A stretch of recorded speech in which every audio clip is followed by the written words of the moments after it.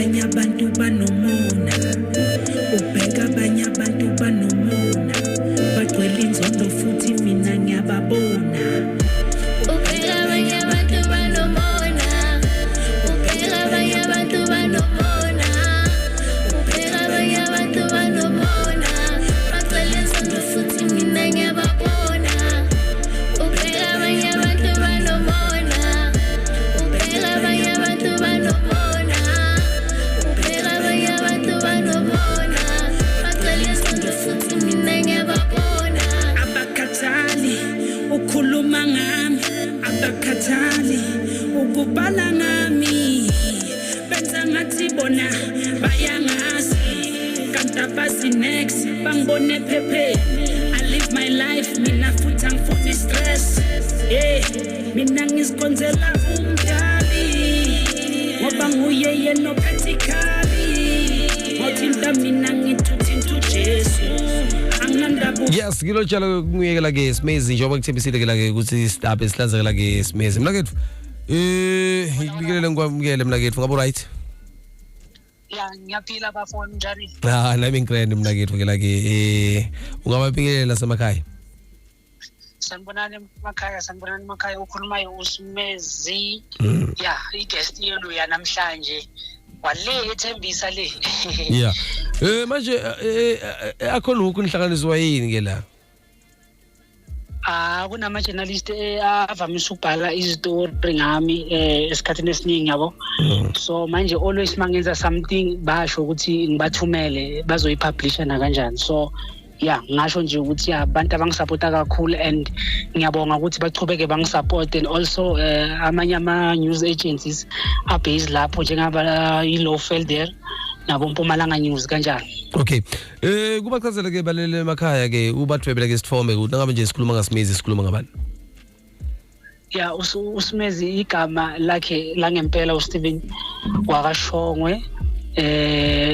I am a producer, I am a songwriter, I am a composer. I own my own company ngiziphethe. I also do EPR for amanye ama artists and actors and nama model. So ngiyenza izinto eziningi nje ngingedwa. Yabona. So sayibona ke la ke lenye yetingoma lo iphusha ke la ke la uhambisa khona na Alina ke la bathi banomona. Kumchazela ke umlaleli ekhaya ukuthi ngabe nje sikhuluma ngebantu labanemona sikhuluma ngani? Sikhuluma ngabantu laba bokuthi bangakujabuleli wena personally ukuthi mhlawumbe uyaphumelela o noma singabali ukuphumelela okukhulu mhlambe ukuthi uyakha for example umuntu akathanda ukuthi uyakha mangabe uthenga imoto umuntu umbona ukuthi akajabuli nje nokuthi wena uhappy ku relationship yakho. Uyabona ngibala abantu abanjalo ukuthi most of the time kumele ukuthi uqaphele yabona ungakhuluma into zakho kwabanye abantu kanti ngoba umunye umuntu uzopretenda ngathi uright kuwe at that time mara masuke wena so ungekho eduze bese abalabale ngaphakathi umgade loyo muntu loyo unomona. Okay, litsalve ke lokuthi ke umculo watfola njani mina ke fukanze ke waqala nini ke la utibona khona ukuthi cha ke mina ngiSmezi ngakhona ke into lento? Professionally ngaqala ngabheka omunye baba osewashona igama lakhe bangumzayoni. He was singing gospel yabona. So I used to back him asayinwe kwenye company eLejobek bathi Cool Sport yabona ngabheka ngabona ukuthi you know what manje I think isengaqala ngizicreatele eyami genre because I didn't want to do gospel yabona. So I wanted to do something ethinta impilo zabantu. I don't say ukuthi igospel ayithinta impilo zabantu but bengifuna ukucula ngobunzima bomuntu. So ngadecide ukwenza iAfro pop music and then uzobona nalapho ukuthi ngishayile futhi namapiano ngenza mhlambe ne other type of music. Why? Because of ngiyange feeling lokuthi versatility. Yes. Yeah. So njengoba ngiyakubona ke kuma social platforms ukuthi ke umuntu wemndeni ubalansa kanjani ke la ke umculo wakho nefamily? Yeah, most of the time before ngenza i-interview or event or ngathenda i-ceremony ngiyaplana. So mangiplana ngine laptop la engine.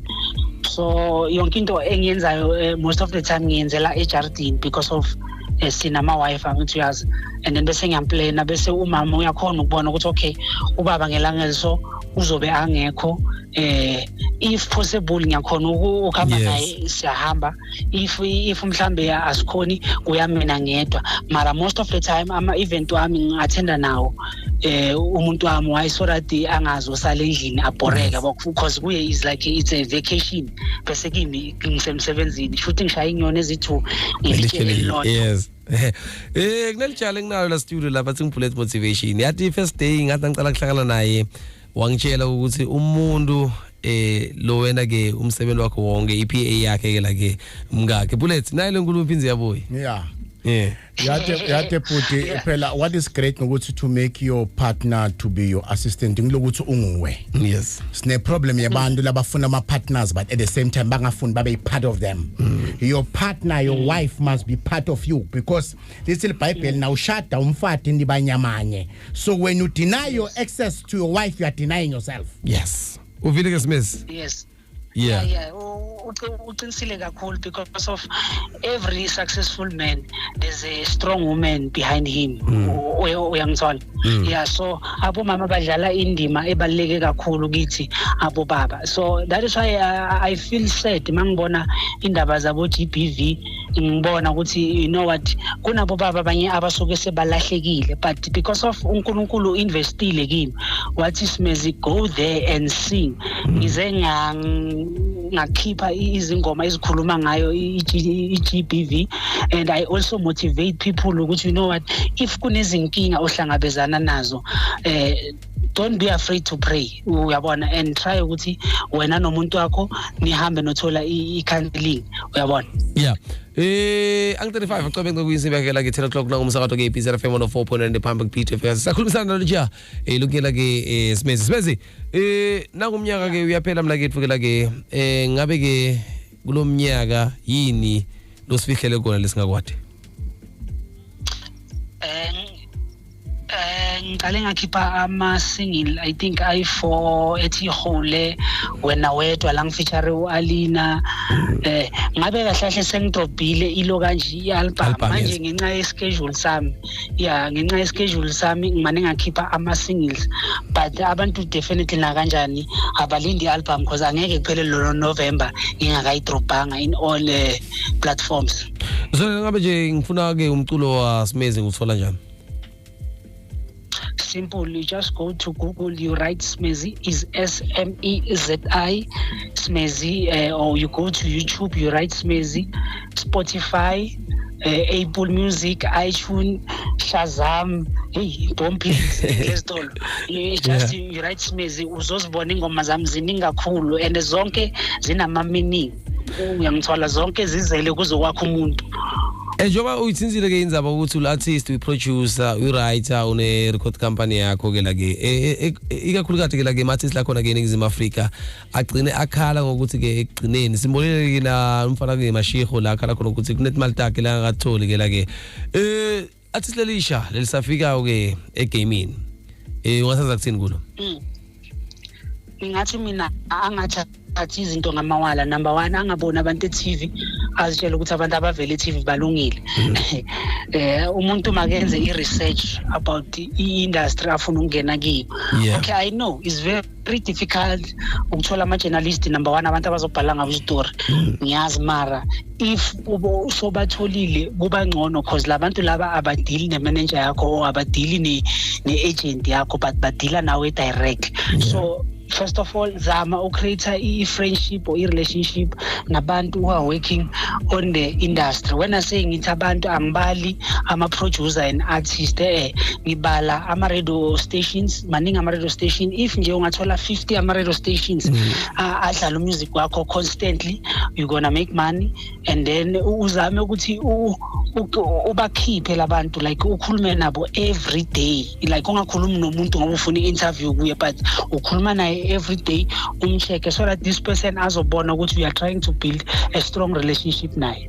Kahle in short you are trying to say ukuthi yiba consistency usebe nemadima.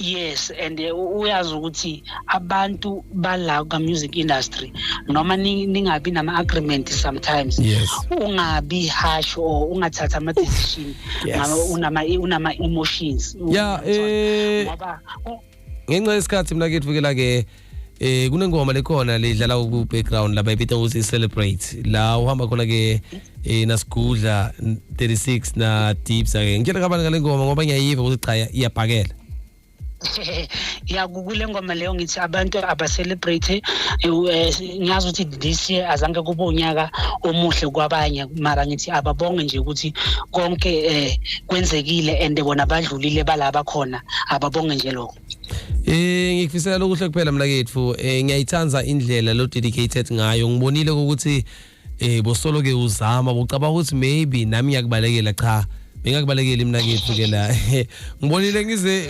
ngimangala uma message langaka ngibona ukuthi cha ke lo muntu lento uyayifuna namuhla silifezile liphupho mina kethu uchubuke kanjalo wathi nje uNkulunkulu angakubusisa ngoba ngiyayibona yonke into loyendako ufaka umndeni wakho ekhathi ungatsinwa mina kethu noma ngabe ke sebakupita phesheya ungabese sohamba nama Slay Queens phela soshiya umama endlini ake ngicale ngihamba naye kakhulu and thank you man ukuthi ungihost Bhuti and I promise you ukuthi interview ngiyazi ukuthi abantu sebayibonile and abanye abangakayiboni bazoyibona because izoba khona everywhere bazoyistreama abantu and nami ngizozama ukuthi ngiphushe ngifikise la kwabanye abangazanke bayizwe khona na kanjani mina ke for the best hola de shabshabut Yes. Mezi. Njoba ngithembisile kona ukunenekela ke ngokuzayi isatawukhala ingwaqwa. Isatawukhala ingwaqwa kuna kumsakazo ke episode FM 4.9 Public Beat Focus. Edlala utsine ngoba ke angihambi ngedwa ngala sesikhazi ke la ke khumbula ukuthi nginayekela ke Lion Prince. Nayi bullet. Hayi inhlavu yanembeza.